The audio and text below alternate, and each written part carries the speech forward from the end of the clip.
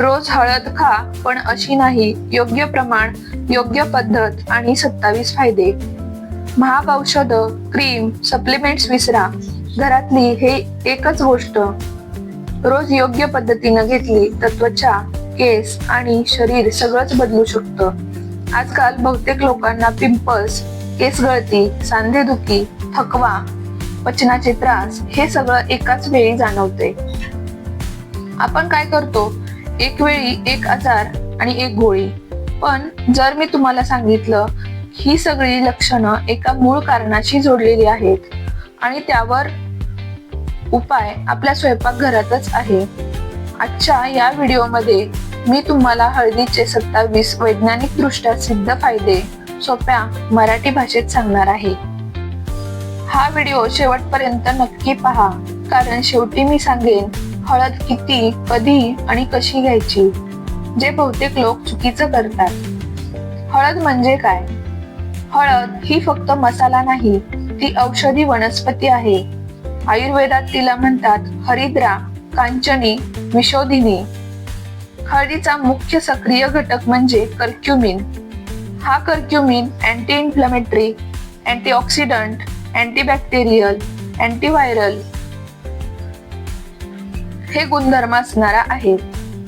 म्हणजे काय? शरीरात होणारी सूज, जंतुसंसर्ग, जखमा, आतली जळजळ हे सगळं कमी करण्याची ताकद हळदीमध्ये आहे. पण एक गोष्ट महत्वाची, कर्क्युमिन एकटं शरीरात ऍब्सॉर्ब होत नाही. फक्त हळद पाण्यात टाकून पित असाल तर 70 ते 80% फायदा मिळत नाही. आता आपण पाहूया हळदीचे 27 फायदे. 1. शरीरातील सूज कमी करते. शरीरात येणारी सूज ही अनेक आजारांची सुरुवात असते. सततची सूज म्हणजे आतली जळजळ. हळद ही जळजळ शांत करण्याचे काम करते. सूज कमी झाल्यावर वेदना आपोआप कमी होतात. सांधे, स्नायू, आतडी या सगळ्यांवर फायदा होतो. गोळ्यांप्रमाणे तात्पुरता नाही, तर हळूहळू कायमचा परिणाम होतो. नियमित सेवनाने शरीर आतून शांत होतं. 2. गुडघेदुखी व सांधेदुखी कमी करते. वय वाढल्यावर सांध्यात कोरडेपणा येतो. चालताना कटकट आवाज येतो. सकाळी उठल्यावर जडपणा जाणवतो. हळद सांध्यातील सूज कमी करते. रक्तपुरवठा सुधारते. चालण्याची ताकद वाढते. वेदनाशामक औषधांवर अवलंबन कमी होतं. 3. पिंपल्स कमी करते. पिंपल्स हे रक्तातील अशुद्धीचं लक्षण असतं. हळद रक्त स्वच्छ करते. त्वचेतील जंतुसंसर्ग कमी होतो. वारंवार येणारे पिंपल्स थांबतात. पू भरलेले पिंपल्स लवकर सुकतात. चेहऱ्यावरील तेलकटपणा संतुलित होतो. त्वचा हळूहळू स्वच्छ दिसू लागते. 4. त्वचा नैसर्गिकरित्या उजळ करते. हळद आतून शरीर स्वच्छ करते. यकृत नीट काम करू लागतं. त्यामुळे त्वचेवर नैसर्गिक तेज येतं. कृत्रिम क्रीम्स गरज कमी होते. त्वचेचा रंग एकसमान होतो. कोरडेपणा कमी होतो. त्वचा आरोग्यदायी दिसते. त्वचेवरील डाग कमी करते. 5. त्वचेवरील डाग कमी करते. डाग म्हणजे त्वचेची आतली जखम. हळद त्वचेच्या पेशी दुरुस्त करते. उन्हामुळे आलेले डाग हळूहळू फिके होतात. पिंपल्स नंतर राहिलेले डाग कमी होतात. त्वचा मऊ आणि गुळगुळीत होते. संयम ठेवल्यास कायमचा फरक दिसतो. आतून उपचार झाल्यामुळे परिणाम जास्त काळ टिकतो. 6. केस गळती कमी करते. केस गळण्याचं कारण म्हणजे मुळांची कमजोरी. हळद रक्ताभिसरण सुधारते. केसांच्या मुळांना पोषण मिळतं. ताणतणावामुळे होणारी केसगळती कमी होते. ऋतू बदलांमध्ये होणारी केसगळती आटोक्यात येते. बाळंतपणानंतर होणाऱ्या केसगळतीमध्ये मदत होते. केस मजबूत होऊ लागतात. 7. कोंडा कमी करते. कोंडा म्हणजे टाळूवरील जंतू संसर्ग. हळद हे जंतू नष्ट करते. टाळूची खाज कमी होते. पांढरे कण कमी दिसतात. वारंवार होणारा कोंडा थांबतो. औषधी शॅम्पूंवर अवलंबन कमी होतं. टाळू निरोगी राहतो. 8. केस मजबूत व दाट होतात. केस तुटण्याचं प्रमाण कमी होतं. केस तुटण्याचं प्रमाण कमी होतं. केसांची जाडी सुधारते. केसांना नैसर्गिक चमक येते. अकाली पांढरे केस येण्याची गती कमी होते. नवीन केस उगवायला मदत होते. केस विंचरताना कमी तुटतात. एकूण केसांची गुणवत्ता सुधारते. 9. रोगप्रतिकार शक्ती वाढवते. शरीराची लढण्याची ताकद वाढते. वारंवार आजारी पडण्याचं प्रमाण कमी होतं. हवामान बदलाचा त्रास कमी होतो. सर्दी, ताप लवकर बरा होतो. संसर्गाचा धोका कमी होतो. शरीर स्वतःला वाचवायला शिकतं. आजारातून लवकर बरे होण्यास मदत होते.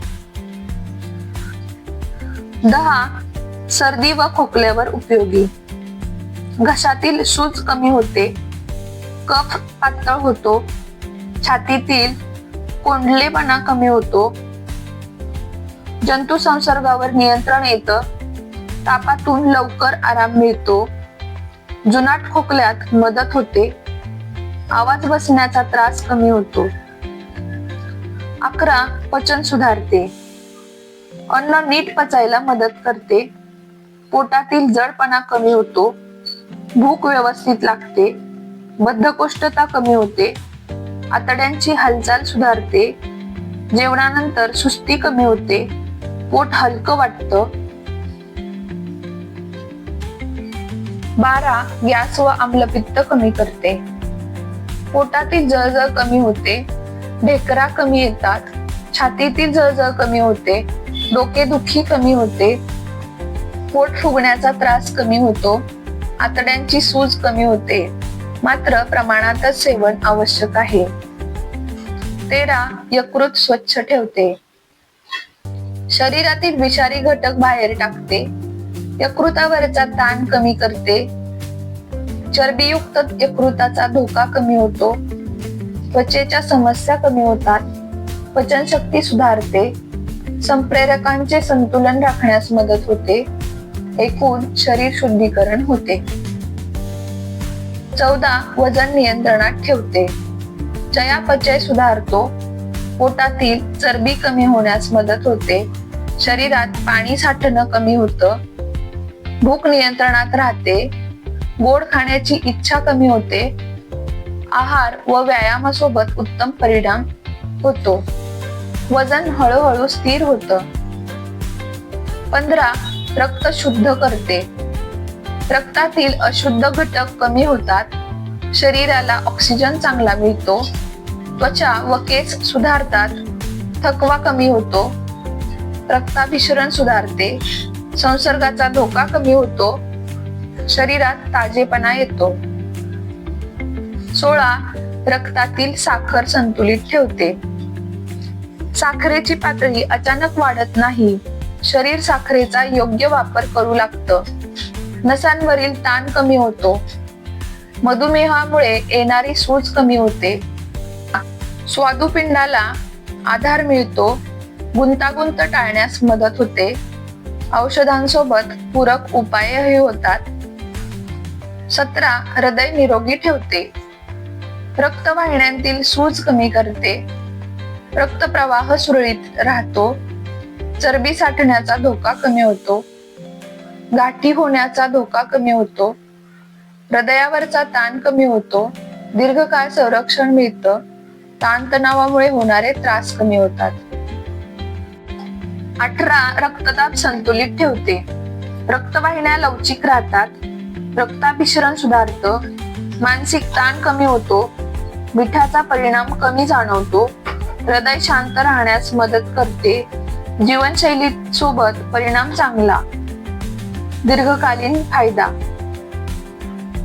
19. मानसिक ताण कमी करते. मनातील अस्वस्थता कमी होते, चिडचिड कमी होते, विचार स्पष्ट होतात, एकाग्रता वाढते, चिंता कमी होते, मन शांत राहतं, भावनिक संतुलन सुधारतं. 20. झोप सुधारते.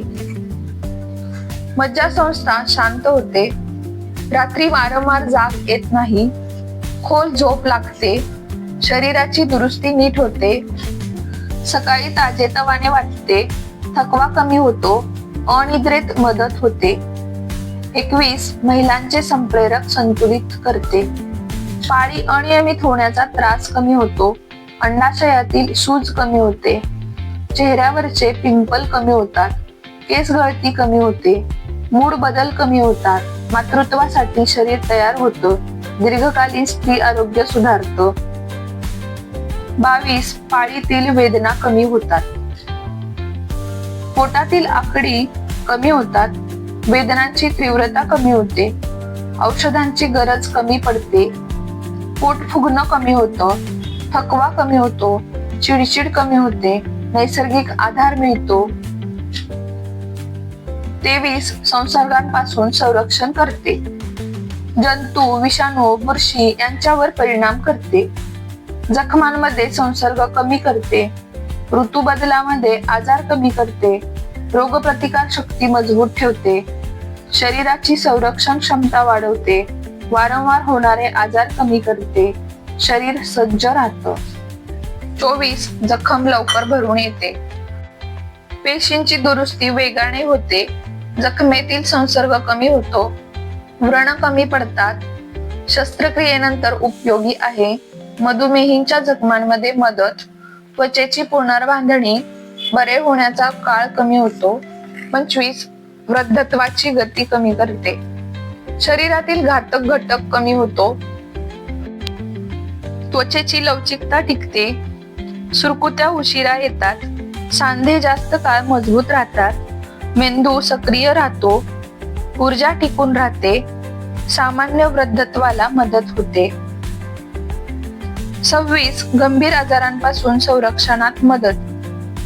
शरीरातील चुकीच्या पेशींची वाढ मंदावते, पेशींना संरक्षण मिळतं, आतली सूज नियंत्रणात राहते, शरीराची लढण्याची ताकद वाढते, उपचारांदरम्यान आधार मिळतो, प्रतिबंधात्मक भूमिका महत्वाची, आरोग्य टिकवण्यास मदत होते.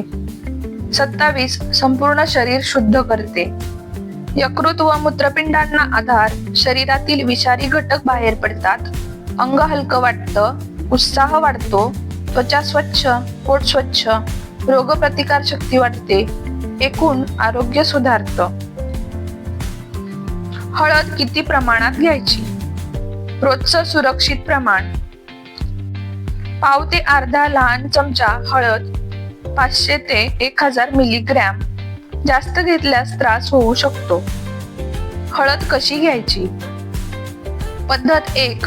कोमट दुधासोबत सर्वोत्तम: अर्धा लहान चमचा हळद, त्यामध्ये चिमूटभर काळी मिरी आणि 1 कप कोमट दूध.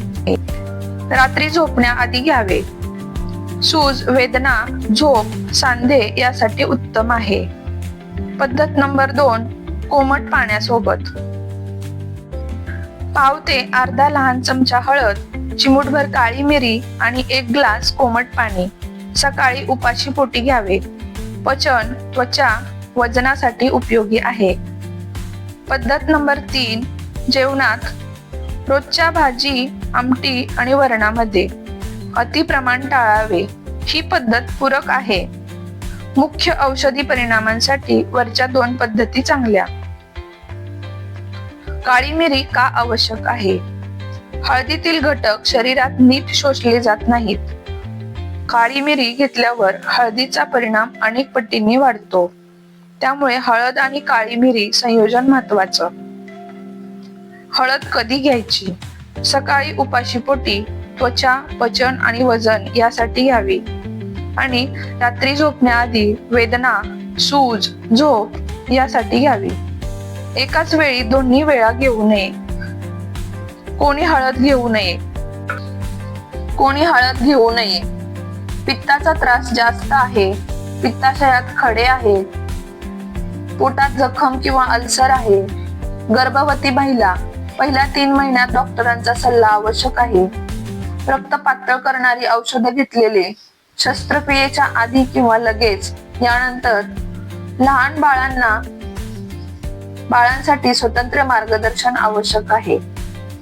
लक्षात ठेवण्यासारख्या गोष्टी: जास्त हळद घेतली तर फायदा नाही.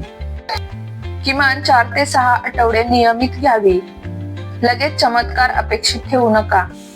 आरोग्य म्हणजे लक्झरी नाही, ते आपल्या रोजच्या छोट्या सवयींवर अवलंबून असतं. हा व्हिडिओ उपयोगी वाटला असेल तर आपल्या कुटुंबासोबत नक्की शेअर करा, कारण आरोग्याची माहिती सगळ्यांपर्यंत पोहोचणं गरजेचं आहे. मी डॉक्टर रुपाली लवटे पुन्हा भेटू अशाच सोप्या, नैसर्गिक आणि विश्वासपूर्ण आरोग्य माहितीसह. तोपर्यंत तुमच्या आरोग्याची काळजी घ्या. धन्यवाद.